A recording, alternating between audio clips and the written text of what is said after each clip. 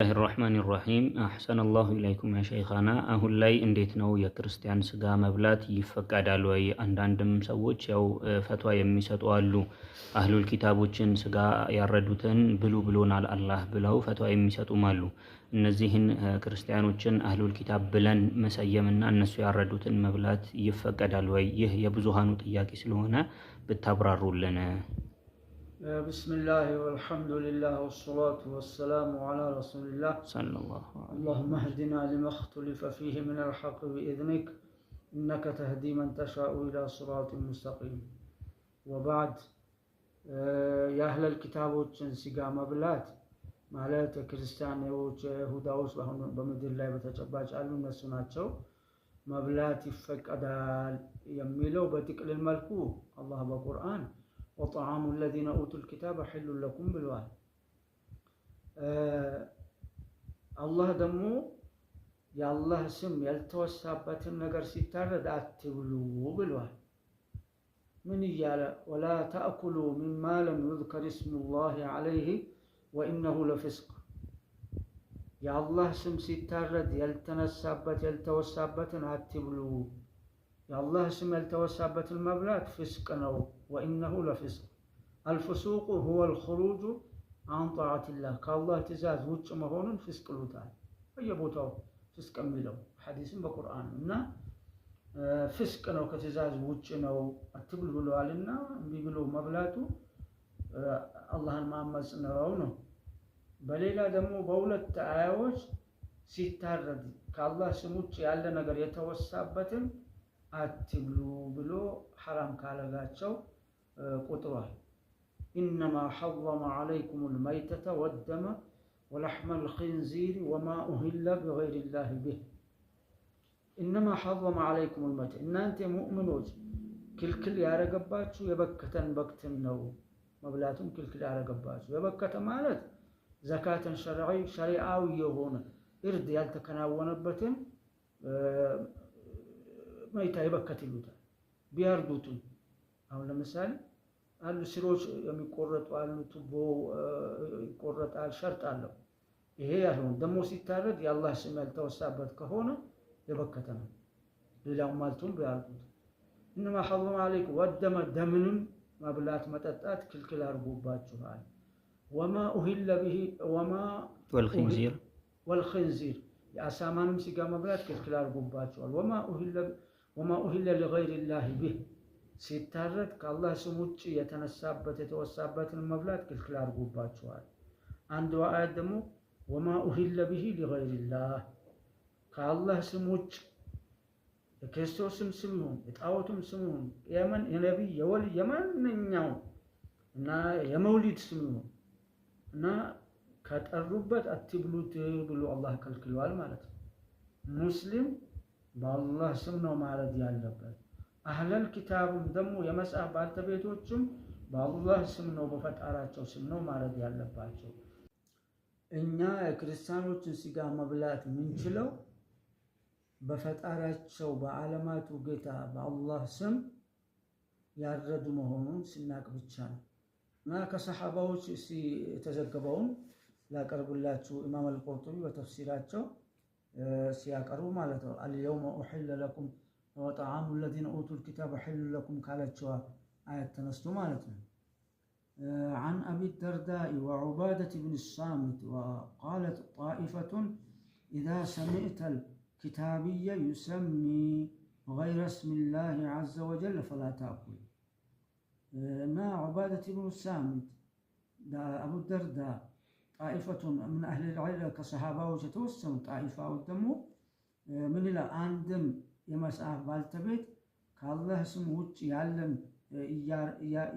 يتأراك يردون نقرأت بلا فلا تأكل مما لم يذكر اسم الله يعلون دليل أرجو مالتي وقال بهذا من الصحابة علي وعائشة وابن عمر يو بزي عندم فطر ከአላህ ስም ውጭ ያለን ሲያወሳበት በእርዱ ካየኸው ከሰማኸው አትብላ የሚለው ሰይድና አሊ ብሎበታል አይሻ ብሎበታል ኢብኑ ዑመር ረዲየላሁ ዐንሁም ጀሚዓን ብሎበታል ይሄ ሰሃቢዎች ናቸው እነዚህ ከታቢዕዮች ደግሞ ወሁወ ቀውሉ ጣውስ ወልሐሰን ጣውስና የሐሰን ረሒመሁሙላሁ ተዓላ ቀውል ነዋል።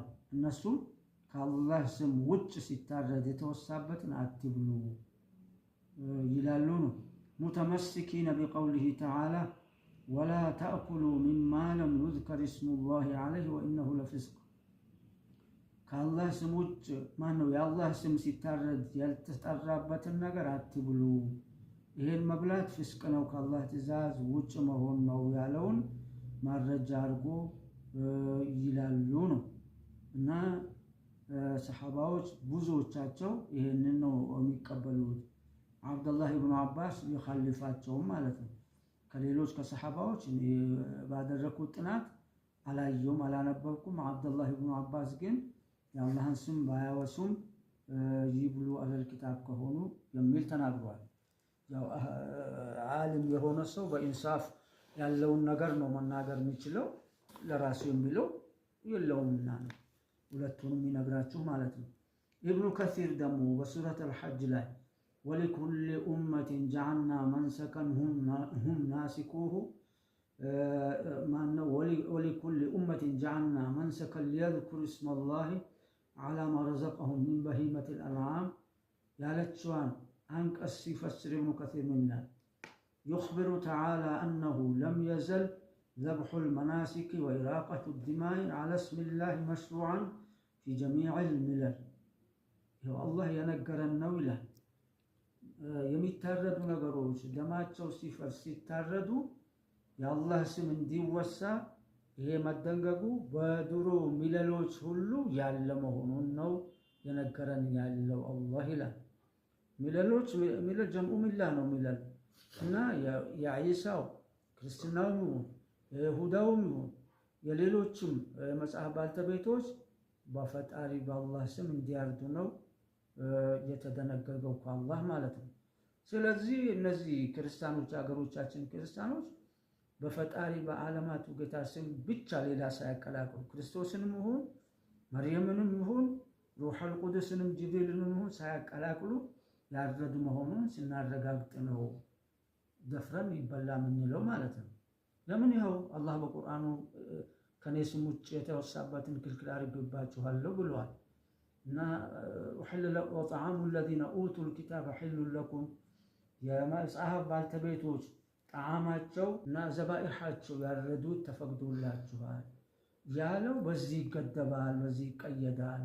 ሙቀየድ ሆኖ መጥቷል። አንዱ ሙጥለቅ አንዱ ሙቀየድ ከሆነ ከቁርአን ከሐዲስም በሙቀየዱ ነው የሚሰራው። በአላህ ስም ያረዱ መሆኑን ካወቅን ነው። አንድ ደግሞ የሚገርም ነገር አንድ የክርስቲያን ትልቅ ሆቴል አንድ ሙስሊም የሙስሊም ኮፍያ አድርጎ ይበላል። ሲበላ አንድ ትልቅ ቄስ ገቧል። ሲያዩ የሙስሊም ኮፍያ አድርጎ ይበላል። ይሄ ሃይማኖቱን ካረከሰ ሰው ጋር ገብቼ በአንድ ሆቴል አልበላም ብሎ ተጠይፎ ወጥቶ ይኸው እንደዚህ ራሱንም ያዋርዳል፣ ሃይማኖቱንም ያዋርዳል። ምን ፋይዳ አለው?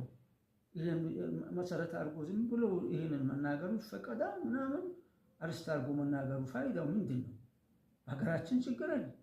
ሙስሊሞች አልሐምዱሊላህ በየቦታው የሙስሊም ምግብ ቤት አለ። አነሰም በዛም ማለት ነው። አንዳንድ ቦታ በደንብ ባይኖርም ማለት ነው።